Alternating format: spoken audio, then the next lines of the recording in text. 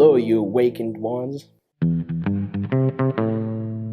I'm saying awakened ones because I realized a certain kind of determination is keeping you from sleeping. I realized it the other day on an Indian summer day as I was walking the avenue with an open and singing heart. I felt like saying hello to anybody, but nobody answered me, and everybody kept going their own way without even telling me to go frolic myself. Anyway, I was trying to understand what was plunging these people into such an introverted state, and I understood. They were all heading towards a glass orchard that was selling electronic remote controls. It was a herd, as impressive as varied, waiting in front of the displays, admiring themselves with their narcissism devices.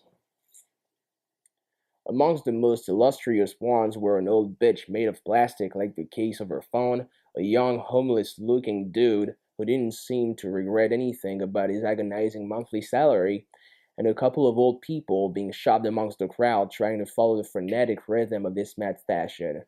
In short, there were lots of different sheep, whose numbers were not branded on their skins but saved inside their phones.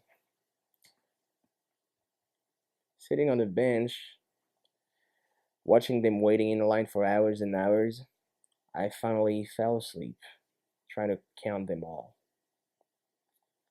From then on, I heard the incongruous bleating mixed with engine noises, which must have been coming from tractors. All these human like quadrupeds were coming out of the technological marketplace with a satisfied look and were headed towards metropolitan tunnels where rats usually live at a uniform pace. Suddenly, all I could see were silhouettes, and I followed them till none was in sight. I was alone, completely alone, walking this ghost town emptied from their penned beasts.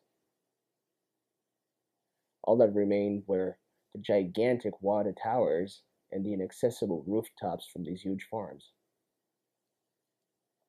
And then I heard the howling of wolves in the distance. They seemed to be roaming. With my adventurous instinct, I felt attracted to this potential danger. Could sheep and wolves be at war, or did they become one single herd? Anyway, I was walking further and further, and I felt them more and more, but I could not see any of these creatures. They were right here, close to me, though. I was feeling less and less safe walking into this darkness. When suddenly, terrible growl and a predatory bite struck me in the head. I woke up with a start. I was on the ground in the middle of a crowd with dozens of ice shepherds aimed at me. I had sleepwalked. I had sleepwalked the march the wrong way.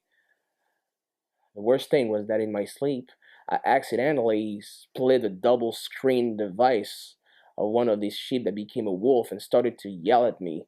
And he also would have bitten me in the nuts if his had been less influenced by his lady. So they helped me up and put me aside of the crowd. A general confusion arose and almost turned into a riot in front of the Trump Tower when the owner of the aforementioned building stepped out to try and calmly solve the situation. Forgetting about the broken phone and my potential concussion, the pack hurled itself in the little piglet who didn't have any other choice but to run back inside his golden sty, which allowed me to run away and come to tell you this lame story.